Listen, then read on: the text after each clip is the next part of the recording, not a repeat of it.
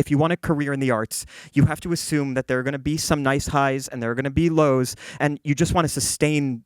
Like, you just want to be doing stuff, that it's not about achieving consistent highs. It's about doing enough stuff and staying busy and staying interested or inspired or whatever it is to like just be busy. That success in the arts is not about highs. Success in the arts is just about kind of maintenance. When you get the highs, all they mean is you get to do it again. Yeah. You don't get to sit on gold thrones. What happens is you just get to do it again. Like the gift of having a successful movie or a movie people like is that you get to do another one.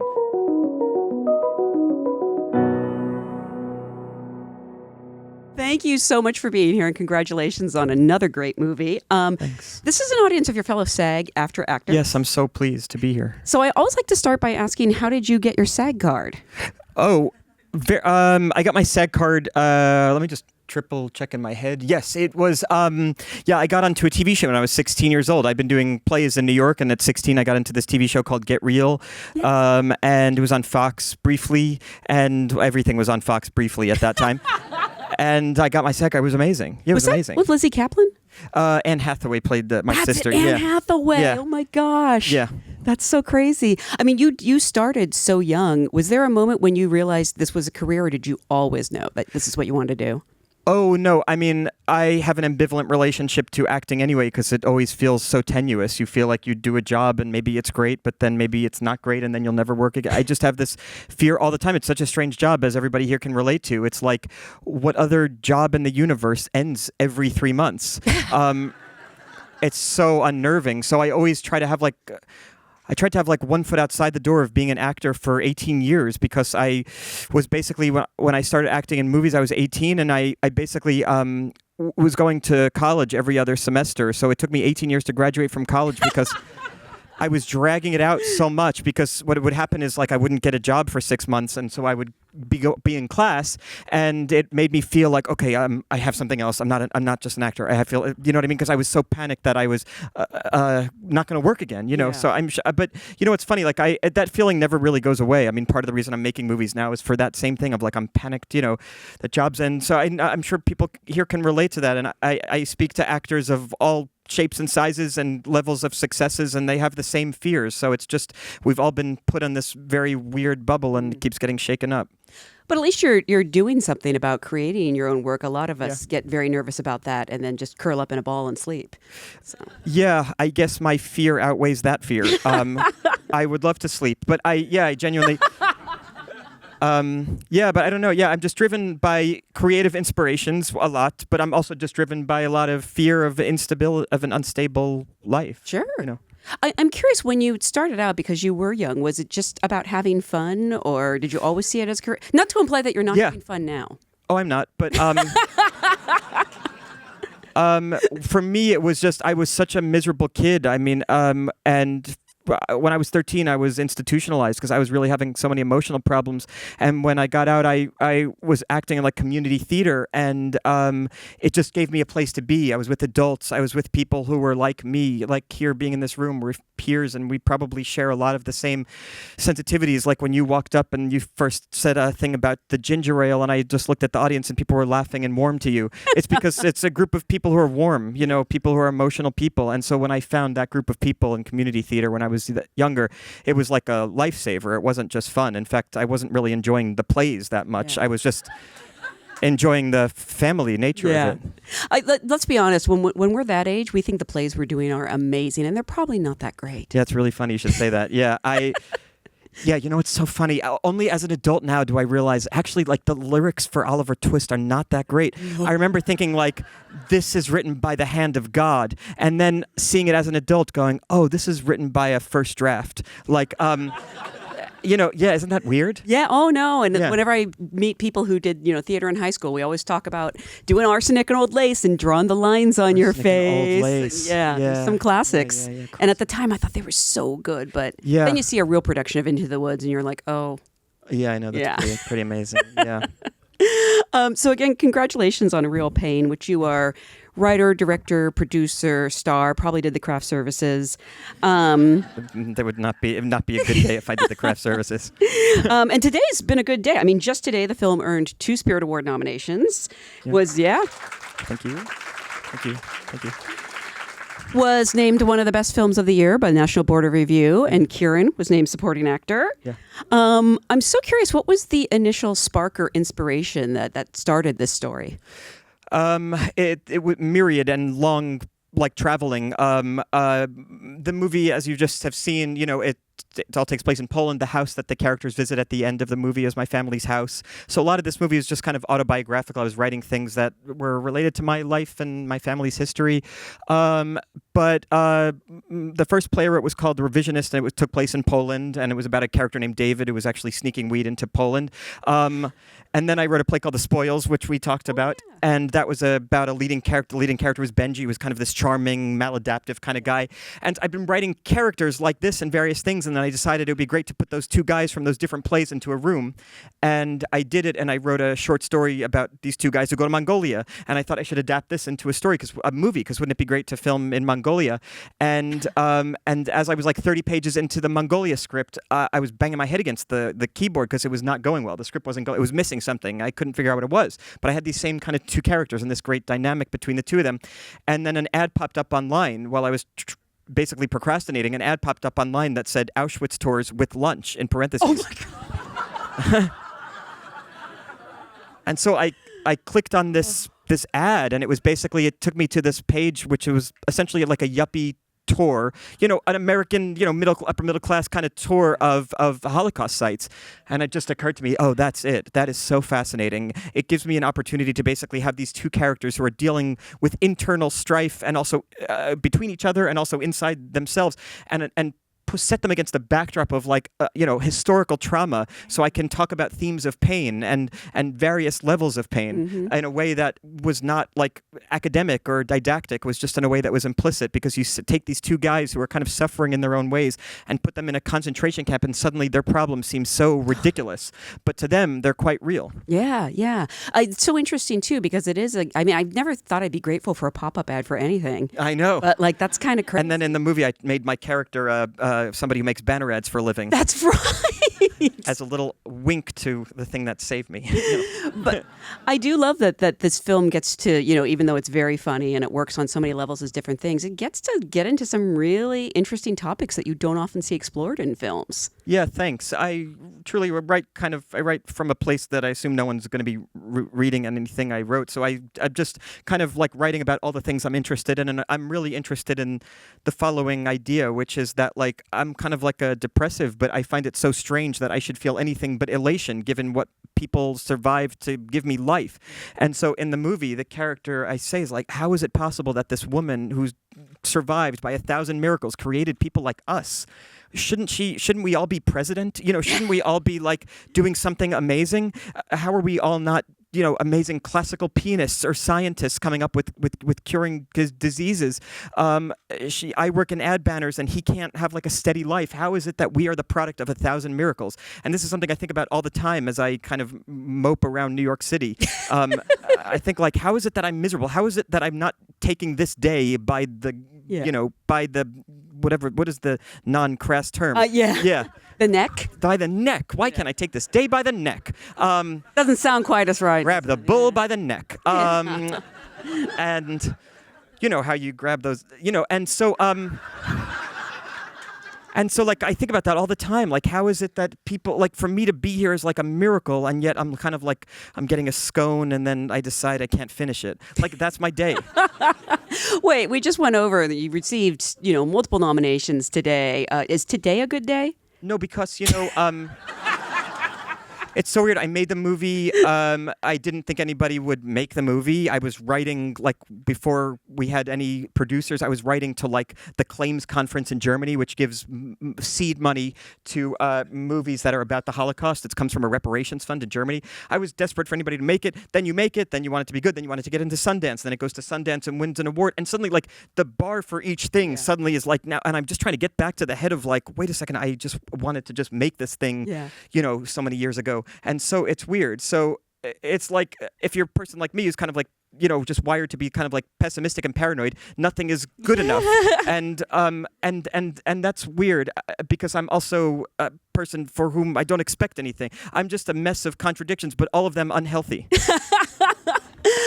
No, it is interesting because people have really fallen in love with this movie. And I remember seeing it and thinking like that it's so personal and intimate, but so epic in some ways that like I think everyone can relate to it. Yeah, that's my hope. Yeah, and you think you're in some ways you're telling a deeply personal story, but everyone relates to David or Benji or somebody in that group. Yeah, that's my hope. And I'll be honest when I say like I'm surprised by having had the following reaction that has been really wonderful to hear. I've heard now from multiple people, I saw your movie and I'm going to finally take that trip to Ireland with my brother, or I'm going to go back to Haiti when things settle down with my sister. She always wanted to see what it was like for our parents. And like when I hear stuff like that, it's amazing to me because I think of the movie as quite specific to my life because it's very personally written. And yet when it, I guess, can appeal to people from other cultures, it tells me that like there's some universal feeling about exploring your history to try to make sense of your present. Yeah. And that's what the movie I think is speaking to, and maybe why people from other cultures like it as well. But you weren't always intending to be in it, were you? No, I thought all my plays that I've written that I've been in, I never wanted to be in them because I have stage fright. But basically, we all know here, if you send a screenplay to a producer, they're immediately pissed off at you. You could be Aaron Sorkin and, the greatest writers in the world, Eric Roth, whatever, sends a screenplay to a producer like, oh my God, I got 3.5 hours of my life. I got to read this thing now.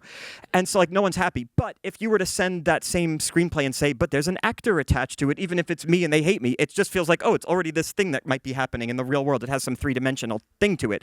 And so for this, I thought I should be in it because, again, I was like writing to anybody to see if we could find investment in it. And so me being attached made it just seem like a more real thing. Again, even if those people think I'm the worst actor in the world, it just feels like it's already like the ball seems to be rolling or whatever. And so wait, were you attached as David? Because I could see you as Benji too. I was going to play the Benji character, and it's funny because the play that you saw, The Spoils, his character named Benji is kind of this maladaptive, kind of charming. Nice word for racist. Well, racist. Oh, yeah. Oh, yeah. That play was about race. Yeah, exactly. No, he was exactly. The play was following this guy who's unconsciously bigoted because he's so self-hating. Yeah. Of course, but the co-lead is based on my Nepalese friend who consulted with me on the script and everything. So it was above board racism, I guess you'd call it. I was trying to, it was a commentary on this guy who's a self-hating bigot. Not saying the play is. No, God, no. The hero of the play is this other character, of course. But anyway, so I thought I could play that, this kind of role, and I was persuaded. One of our producers is Emma Stone, and she had just finished producing Poor Things that she was acting in, and she told me, you do not want to direct a movie that you're playing this kind of unhinged character in because it's going to be impossible to manage a set. And so she said, you play that one, and we'll find somebody for the other one. And Kieran Culkin was recommended to me and just was like the luckiest recommendation besides the banner ad online. The other great thing was maybe a Kieran Culkin ad for, I don't know, his new line of mugs because he's so brilliant in the movie. No. Did you know each other? I assumed that through theater or Kenneth Lonergan or something. You would think so. We've run in the same circles, but the only time we met, I think like 2 or 3 times. One was at an audition for a movie I was doing called Adventureland, and Kieran came in to audition. This was in the year like 2008 or 9, and Kieran came in to audition for this other part, and the other guy had to kind of be really physically very aggressive with me, and none of the actors who were auditioning would push me around or punch me or anything, but because it was an audition. But Kieran came in and did all that stuff, punching me. He grabbed my chest and twisted it, and both chests, and twisted them, and grabbed you by the neck. Yeah. He punched me right in the neck. But he was so funny and brilliant in this audition, and I had this memory of this guy coming into my space because I was doing the movie already. Came into the place that I should have felt like I was in control a little bit, and he just upended the room, took control of it, and was brilliant. Yeah. And it's what this movie is. My character plans this trip. He's got the family. He pays for the thing. He arranges the tour. He figures out the schedule, and yet this other guy comes in, unaware of where they're going or what they're doing, and just manhandles me and charms the group and takes over the room. And so I just had this memory of meeting him in that context and thinking, yeah, that's exactly what this is. Yeah. Was there any kind of a chemistry read, or did you just know it would work? No, there was telephone call beg that if would he.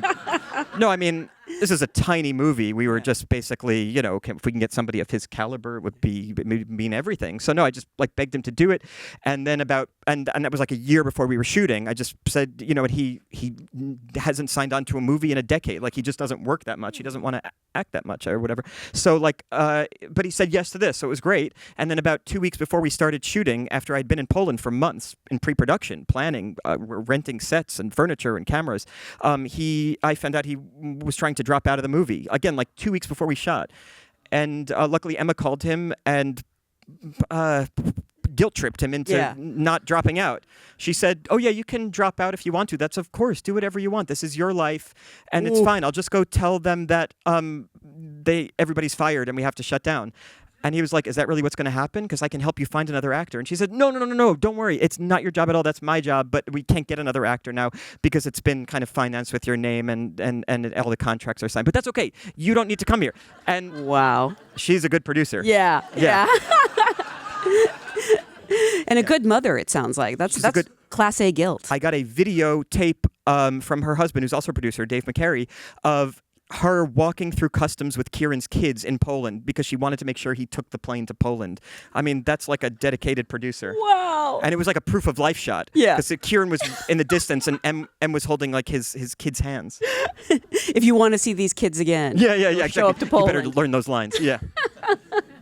You do have such it's not just chemistry, it's the fact that this really feels like a lived-in relationship, that these two people know each other, for the good and bad that entails. Yeah. Is that just good acting, or did you have time to develop that? It's pure luck. He came a day before we shot. He didn't read any of the scenes with me. He didn't want to talk about anything. It's so hard to describe this person because they are such a genius. Yeah. And I would say I didn't know how. I'd never worked with somebody like this who was basically, he would show up in the morning and say, "What scene are we doing today?" And I would say, it's a 5-page scene. You have 5 pages of dialogue and it has to go really quickly. And he would say, "Oh, I remember that scene. That's funny. Can I see the script?" And I would give him my script because he didn't bring his. And he would look at the scene for like 30 seconds and he would say, "Oh yeah, this is going to be great." I was like, "Do you want to talk about it?" He goes, No, please don't talk to me about it. Please don't talk to me about it. And we go to the set and he would be word perfect and brilliant every time. And then I would say, cut. I'd say, like, "Listen, that thing you were doing in the beginning was really great. Can you do that, but bring this thing in at the end?" He goes, "I don't know what I was doing. But if you want to do another take, let's try it." And he just had no sense of like analyzing it. He just had it was all about just like living in the spirit of this thing. We had found out that, he was sleeping on the floor of his hotel room like 2 hours a night. All I could say is that this guy was kind of like living in the spirit of this tangled character, but never kind of analyzing it with, the side of his brain that I'm mostly using, Yeah. And it was just remarkable to see, and he was so good. If he wasn't good, then you'd say, "Can we please talk about this? Can we please come here?" But he was so good. So I was just thinking, like, I know he's sleeping 2 hours a night. I know he's like killing himself for this, but I just don't want to interfere with it. I mean, one of the best things I think some directors can do with actors is step away when they're told to. Yeah. Yes, I've seen that a few times with savvy directors who could see they're getting a performance that's interesting and they stay back. I've seen that before on sets. It hasn't been with me, but and like and I know the value of that. Yeah. When you're getting somebody who's just sparking with something, you leave them alone. I am curious because you've worked with so many amazing directors. What were some of the things that you knew you wanted to emulate, or maybe things you knew you didn't want to do? The kind of director you wanted to be? I wanted to make sure I was as collaborative as possible. My favorite sets have been ones where the distinction between the cast and the crew is indistinguishable. I wanted to make sure that I understood what everybody's job is so that I can allow them to work to the best of their abilities and allow them to feel like they can take control over their cinematography, production design, the characters they're playing, and where I didn't have to kind of, for 2 reasons. One is I didn't have time to kind of like nitpick on things because we were moving so quickly, but also is like I want all these people who are working on this movie know more about wardrobe than me, or know more about, you're hiring experts in their field and you have to have to cede value and control to people who know what they're doing. And then the same with the actors. All the actors, they have something going. You know, we're actors here, so we know we're thinking about our characters more than anybody else on that set, including the writer, because the writer has put together this kind of big thing, but it's the actor's job to play moment to moment and to give it some kind of reality and glue. And so, like, I'm trusting these great actors. I hired, great actors, people who'd been doing theater for years and, whatever. And so, like, that was what I wanted to do. And I was emulating people I've worked with that really just felt like they were in control, but I could see. I was emulating leaders where they were in control of the whole thing, but you couldn't tell. They were just confident in who they hired. They would fix a problem. If an emergency arose, they would be on top of it, but they wouldn't be on top of it prior to the emergency arising. You know what I mean?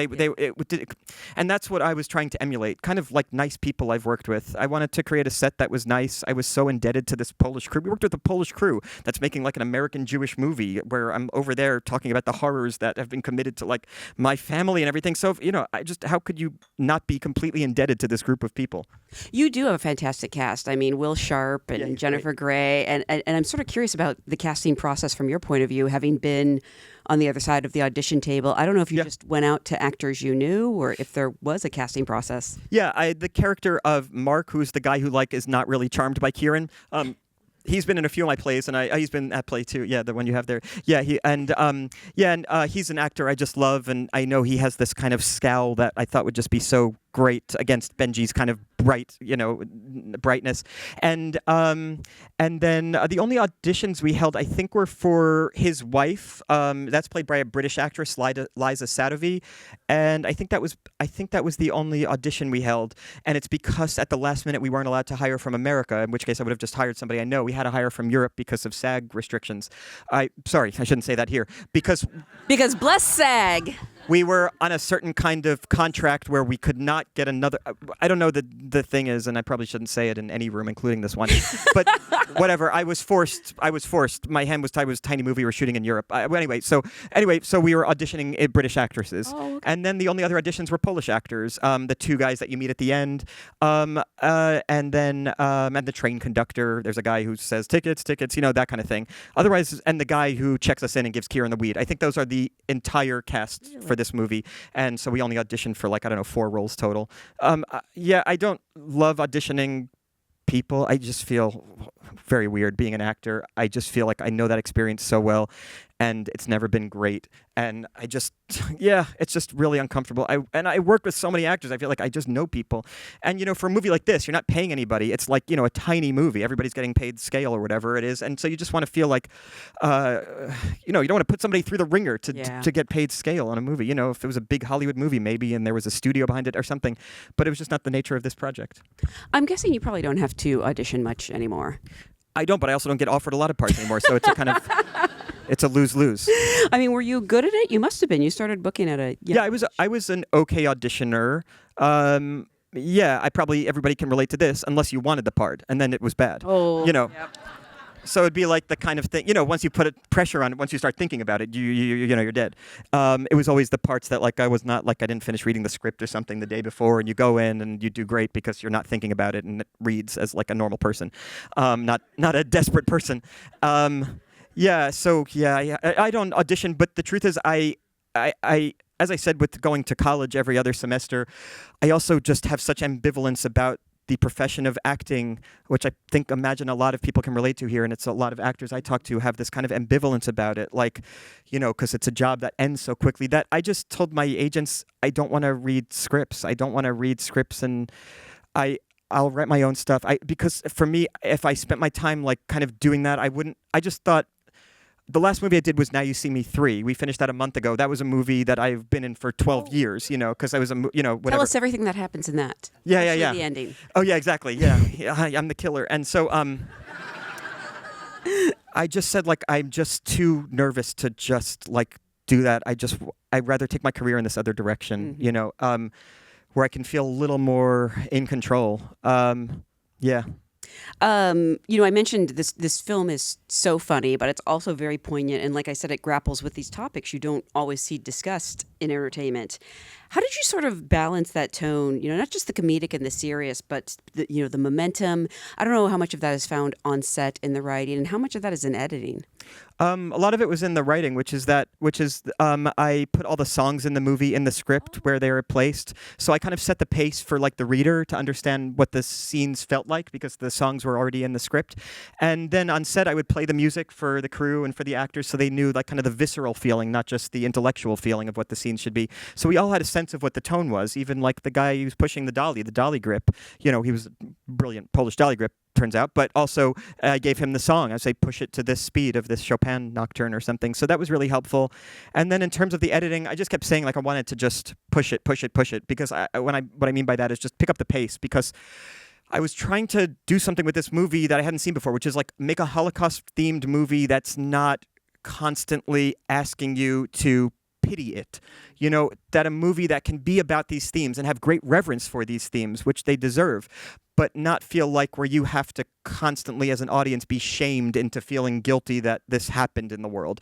A self-important, sanctimonious Holocaust movie. So what I was trying to do was create a movie that had a sense of irreverence and playfulness between these characters and set it against the backdrop of these big themes without, again, like shaming the audience, which a lot of Holocaust movies can do. They can like shame the audience for you didn't do enough, or you're just watching a movie and we made the movie because we're good people.